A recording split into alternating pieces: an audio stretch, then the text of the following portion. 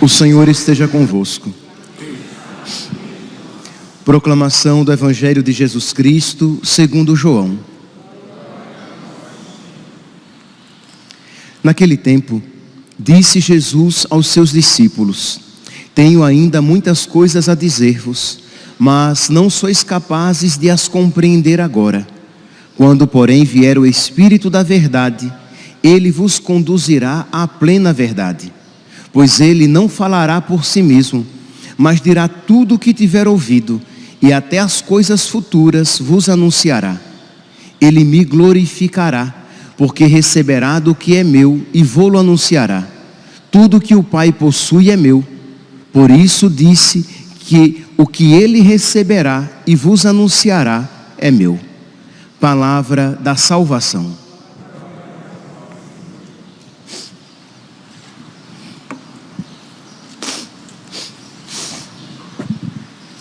Caríssimos irmãos e irmãs, na primeira leitura de hoje, retirada dos Atos dos Apóstolos, nós vemos São Paulo evangelizando Atenas, isto é, o centro, digamos, do pensamento, né? Ali que surge a filosofia.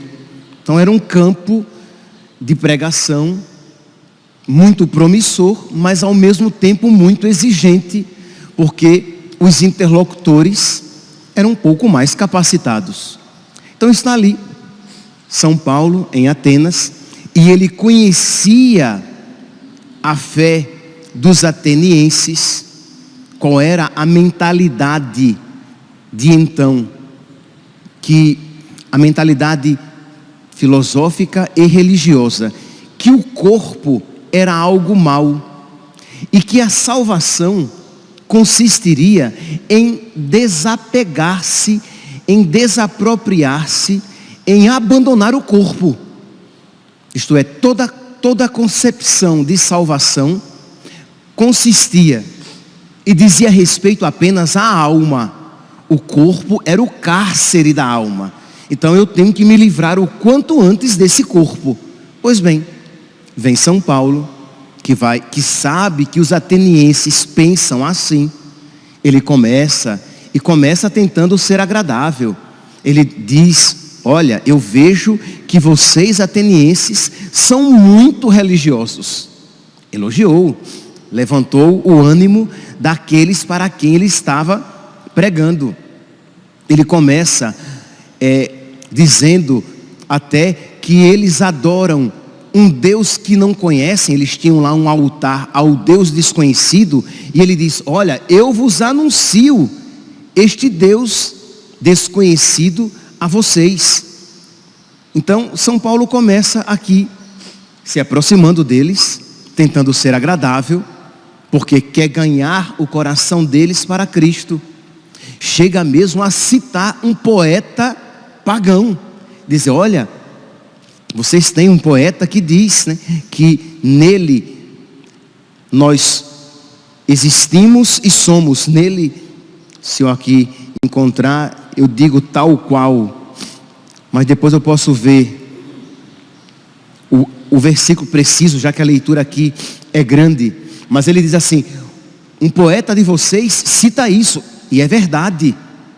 Mas depois que São Paulo começa a apresentar a fé cristã de uma maneira que possa ser acolhida por eles, São Paulo toca num ponto que sabe que não pode negar, mas que sabe que será um ponto delicado. Quando ele diz aqui, no versículo 31, que diz que Deus estabeleceu um dia em que irá julgar o mundo com justiça, e que diante de todos nós seremos julgados, e que o Senhor ressuscitará os mortos. Diz no versículo 32, quando ouviram falar da ressurreição dos mortos, alguns caçoavam e outros diziam: nós te ouviremos falar disso em outra ocasião. Por quê? Porque São Paulo estava afirmando algo diametralmente oposto às expectativas deles. Segundo a concepção filosófica e religiosa deles, a salvação consistiria, um dos aspectos da salvação consistiria em se livrar desse corpo. E São Paulo fala que a salvação consiste em receber novamente este corpo, a ressurreição dos mortos. E diz então que quando São Paulo fala isso, eles dizem, uns caçoaram, zombaram dele, e outros disseram: nós te ouviremos em outro momento. E foi um fracasso a pregação de São Paulo. Diz aqui que algumas pessoas se converteram, alguns porém uniram-se a ele e abraçaram a fé, mas em proporção a todos aqueles que ali estavam, foi um fracasso. Mas São Paulo sabia que se o preço de atingir muitos era negar a verdade, isso era algo inquestionável, isto é, a postura dele era inquestionável. Ele deveria pregar toda a verdade do Evangelho, mesmo que isso levasse à conversão apenas de uns poucos. Meus irmãos, o que é que isso tem a nos ensinar? Isso, São Paulo, com esta atitude, nos ensina que nós devemos fugir daquela tentação de agradar multidões com o sacrifício da verdade.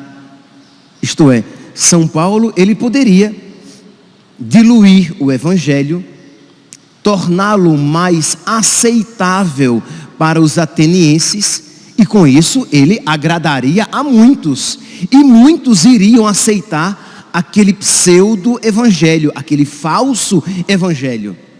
Mas São Paulo não queria isso. Se o preço de pregar a verdade é ter poucos discípulos ele teria. Se o preço de pregar a verdade é ter uma igreja com poucas pessoas nos bancos, devemos ter poucas pessoas nos bancos, mas pregar a verdade. O problema é que hoje em dia, pregar a verdade se tornou algo politicamente incorreto. Pregar toda a verdade católica se tornou algo que é tido como fundamentalismo.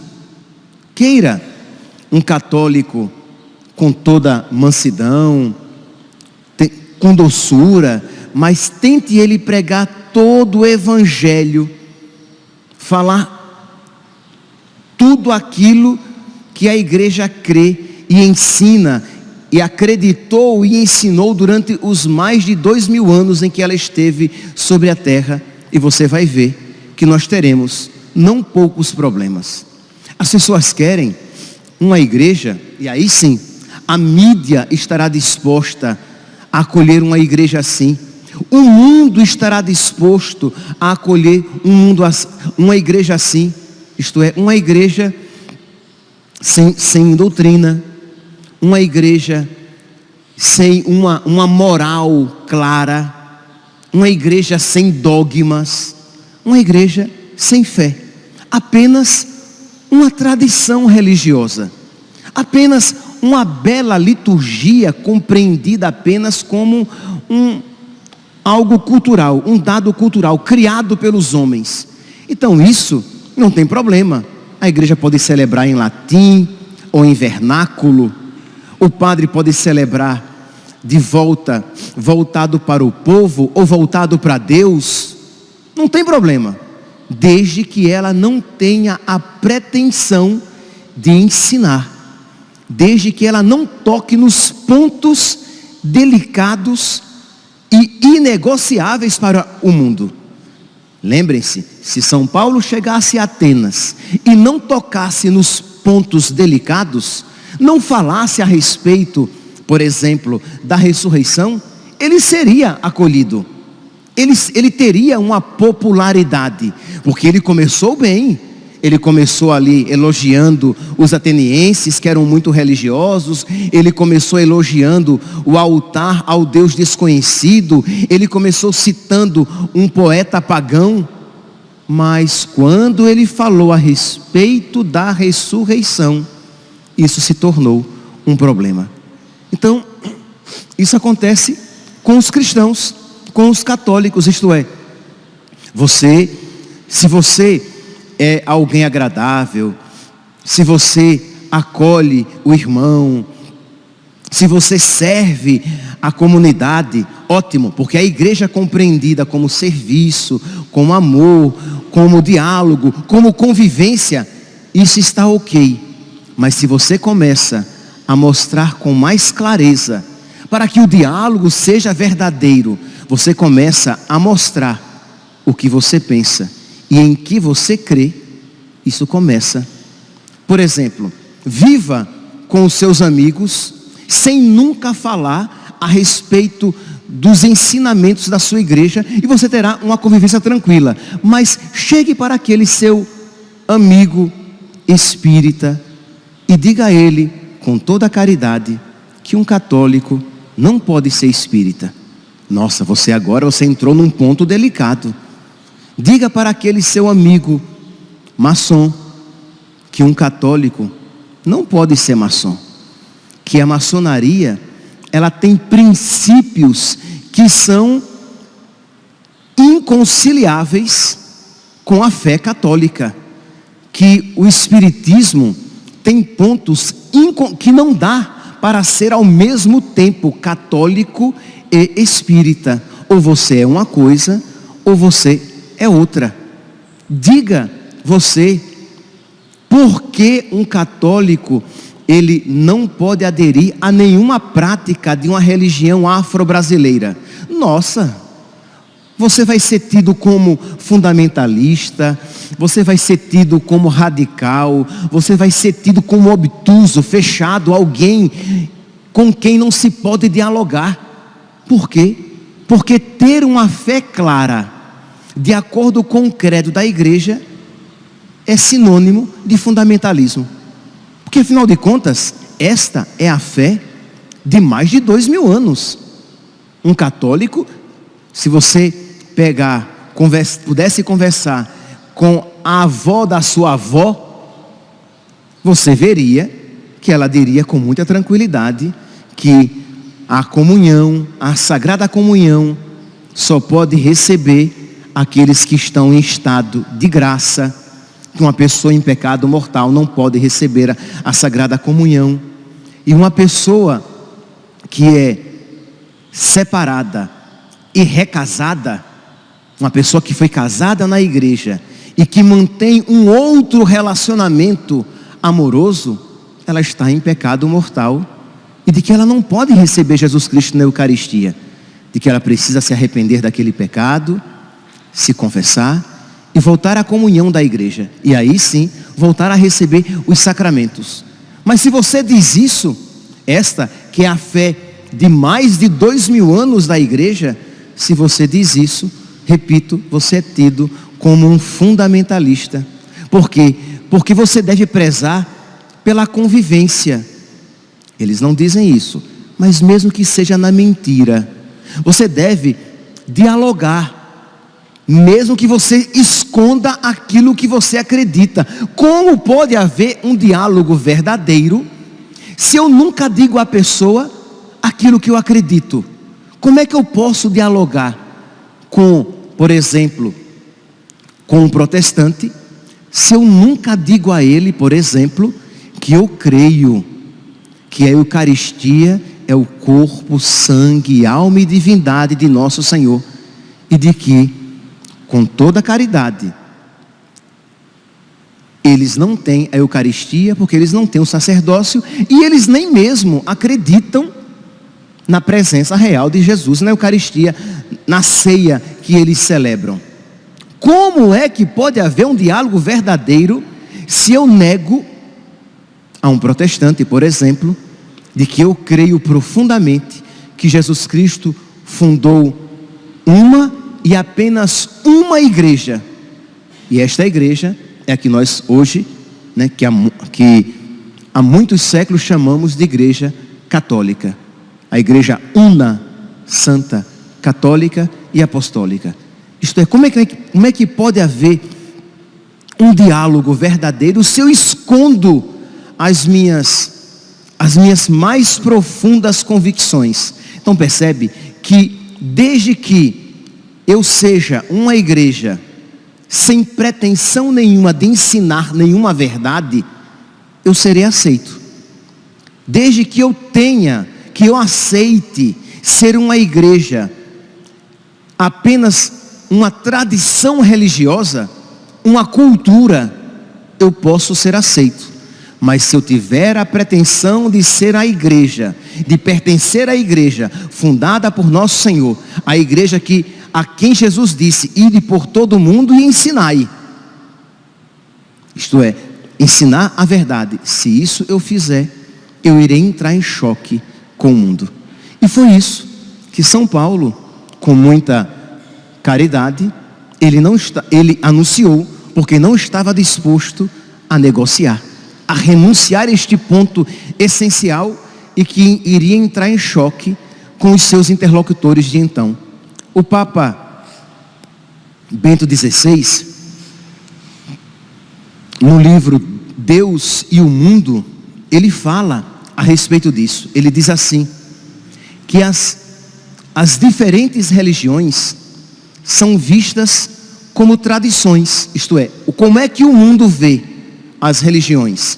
Como tradições, são consideradas veneráveis e belas, e acrescenta-se que cada um deve respeitar a tradição na qual nasceu. Então, se você é budista, que você seja budista.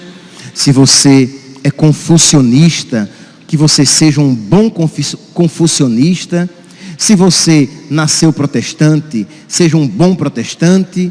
Se você nasceu católico, seja bom católico, sabendo que tudo isso são tradições religiosas. Isto é, mas um católico, para uma sã convivência, ele não pode aceitar isso. Se o preço da sã convivência é isso aceitar, nós iremos reconhecer que nosso Senhor nos enviou como ovelhas em meio aos lobos. Isto é, não há uma sã convivência. Se este é o preço de aceitar que a Igreja Católica é uma tradição religiosa tão válida quanto o budismo, porque se isso eu aceito, eu estou automaticamente dizendo que Jesus, o Filho de Deus, a segunda pessoa da Santíssima Trindade, tem o mesmo valor que Buda. Então nós estamos falando de uma criatura, Buda, e nós estamos falando do Criador, do Filho de Deus, que se fez homem. Se o preço da sã convivência, da tranquilidade, é eu aceitar e confirmar uma mentira, isto é, porta de igreja não salva ninguém, não é? Não importa a religião que você tem, o que importa é Jesus, dizem, até às vezes bem intencionados, os protestantes. Ora, mas eu católico, eu posso aceitar isso quando eu creio que Jesus fundou uma igreja, quando disse: Pedro, tu és pedra, e sobre esta pedra eu edificarei a minha igreja, e as portas do inferno jamais prevalecerão contra ela. E durante 1000 anos, isso nunca foi questionado. Isto é uma verdade em que os católicos sempre acreditaram, que Jesus deixou uma igreja sobre a terra. Ele fundou uma única igreja. Então eu não posso, em nome da tranquilidade, eu subverter a verdade. Eu não posso, em nome da tranquilidade, eu negar a verdade. O cristão, meus santos, ele ama a paz, mas ele não é um pacifista. O que é um pacifista? É alguém que pela paz ele sacrifica tudo e todos. O católico, ele não sacrifica a verdade. ele pode até às vezes sacrificar alguns gostos pessoais, mas existem pontos inegociáveis que não podem ser deixados de lado em nome da paz. A paz não é um valor absoluto para ter tranquilidade, eu renuncio até o meu Deus e aquilo que ele ensinou. Então, Papa Bento, na época, Cardeal Ratzinger, ele vai dizer, e conclua aqui, e ele diz, e acrescenta-se que cada um deve respeitar a tradição na qual nasceu, e que todas devem respeitar-se mutuamente. Aí ele conclui, mas se tudo o que temos são tradições, a dimensão da verdade entra em crise. Porque se é tudo tradição humana, nós iremos dizer que ninguém tem a verdade, porque humanamente ninguém é detentor da verdade. Nós só sabemos aquilo que sabemos como verdade absoluta, porque aquele que é o absoluto, Deus nos revelou. Não porque nós tenhamos, com a nossa inteligência, chegado ao conhecimento disso. Então, meus irmãos, nós precisamos, por amor à verdade, e Jesus é a verdade, nós devemos estar dispostos a sacrificar até a nossa vida, o nosso sucesso, o nosso bem-estar. Repito, São Paulo teria sucesso se ele fosse politicamente correto. São Paulo teria uma convivência razoavelmente tranquila se ele não ousasse ensinar aquilo que ele sabia que os seus interlocutores não queriam que fosse ensinado. Mas a pergunta é, nós cristãos queremos agradar aos homens ou agradar a Deus? Nós cristãos queremos ter sucesso ou queremos ir para o céu?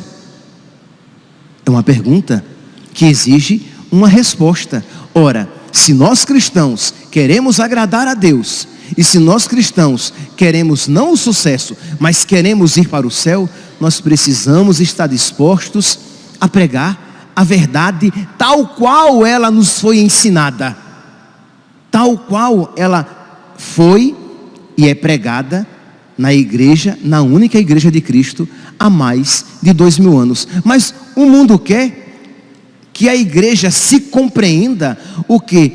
Como uma realidade que vai se adaptando e, entre aspas, que vai se enriquecendo e que ela vai adquirindo novos conteúdos e abandonando uns antigos que não mais se adequam aos tempos atuais. Repito, o mundo deseja uma igreja que vá se adaptando, que vá, na mentalidade deles, se enriquecendo com novos conteúdos. Antigamente isso não era permitido, mas agora é. Antigamente um católico não podia ser maçom, mas agora pode. Antigamente ele não podia ser espírita, mas agora não tem nenhum problema. Então ela vai se adaptando, ela vai adquirindo novos conteúdos e vai abandonando outros que não se adequam mais ao mundo atual. Antigamente a igreja via tais práticas como pecaminosas, mas agora todo mundo faz, né? Então não há nenhum problema um homem ter um relacionamento amoroso com outro homem, uma mulher com outra mulher, porque hoje todo mundo isso faz, mas um cristão católico nunca vai aceitar. Mas o fato de uma mãe, de um pai querer matar uma criança na barriga da mãe, isso antigamente, mas hoje em dia, em alguns casos, pode ser aceito. Então você vai adquirindo novos conteúdos e negando outros, porque você quer uma igreja que se adapte ao mundo. Um mundo que não quer ser convertido, e no caso, uma igreja que não quer converter. Por quê? Porque converter alguém, e meus santos, não olhem para mim com cara de espanto. Vocês sabem que isso está acontecendo. Isto é, pessoas, homens e mulheres de igreja, que não tem a pretensão de converter ninguém, que não quer converter ninguém, mas quer dialogar com o mundo. Ora, se por dialogar com o mundo você compreende um diálogo que tem como meta ganhá-los para Cristo, nós queremos dialogar com o mundo. Mas se por dialogar com o mundo significa que eu quero me dar bem com todos, cada um sendo o que quer ser, esta não é a missão do católico. Ide por todo o mundo, pregai o Evangelho, batizando-os em nome do Pai e do Filho e do Espírito Santo. Então nós temos a pretensão de converter as pessoas, porque esse é o mandato do Senhor. Mas há quem diga que o simples fato de querer converter as pessoas é proselitismo. Por quê? Porque, enfim, a pluralidade das religiões é algo bom, querido por Deus até. Um católico nunca poderá dizer isso. Como é que eu posso dizer que é bom, agradável a Deus, que pessoas adorem outros deuses, que pessoas tenham outras convicções, não poucas vezes contrárias, não apenas diferentes, mas contrárias àquilo que Jesus nos ensinou? Então, meus irmãos, nós precisamos então voltar ao ardor de antigamente, mas estando dispostos a sofrer as consequências. O problema é que nós queremos converter outras pessoas para Cristo, que nós queremos ser católicos de fato, que nós queremos amar a nossa igreja, a igreja que Cristo fundou aqui na terra, mas nós não queremos pagar o preço para ser católico de verdade e ensinar aquilo que Jesus nos mandou ensinar. Ora, por exemplo, e aqui já vou terminando, existe a moral tradicional, isto é, aquilo que tradicionalmente sempre foi ensinado, mas as pessoas têm a ideia assim, que é uma opção livre, que você é casado e você quer ter muitos filhos, ótimo, mas aquele outro casal católico quer usar anticoncepcional, o DIU, então cada um é livre para escolher como quer viver. Aquele é um cristão católico e ele quer viver como um cristão católico, viver a castidade, agora que é solteiro, ele futuramente quer se casar com uma mulher, ter uma família. Mas aquele outro ali, ele quer ter um gênero fluido. Ele quer ser agora homem, amanhã mulher, e depois nenhuma coisa nem outra. E aí assim, mas é a escolha dele, e nós vamos conviver tranquilamente. Nós vamos conviver, mas eu irei tentar, já que eu acredito naquilo que Jesus Cristo deixou para ser ensinado, eu vou querer a salvação da alma dele, daquele que acha que pode ser o que quiser, renegando aquilo que Deus o fez, homem ou mulher. Então eu vou querer ensinar, mas isso vai me trazer antipatias, perseguições, contrariedades, problemas. No mundo tereis aflições. Nós queremos viver a verdade e até ensinar a verdade, desde que isso não nos cause problemas com o pai da mentira. Mas é claro que haverá. Se você se puser do lado de Cristo, os que não são de Cristo virão contra você. Mas, meus irmãos, é maravilhoso sofrer por causa da verdade. Que sofrimentos nós teremos, mas quando sofremos por fazer o bem, é maravilhoso, porque nós nos configuramos a Cristo, que também sofreu, por nos ensinar a verdade. E ele disse: se fizeram isso ao galho seco, ao galho verde, o que não farão ao galho seco? Que nós, meus santos, então, diante deste texto de São Paulo, que prega a ressurreição, sabendo que aquilo lhe traria problemas e um humano fracasso, que muitos iriam caçoar dele e abandonarem, que nós peçamos a São Paulo que coloque nos nossos corações, que nos alcance a graça dessa fidelidade ao Evangelho, de não acrescentar nada e nem tirar nada, porque queremos agradar a Cristo e fazer a sua vontade.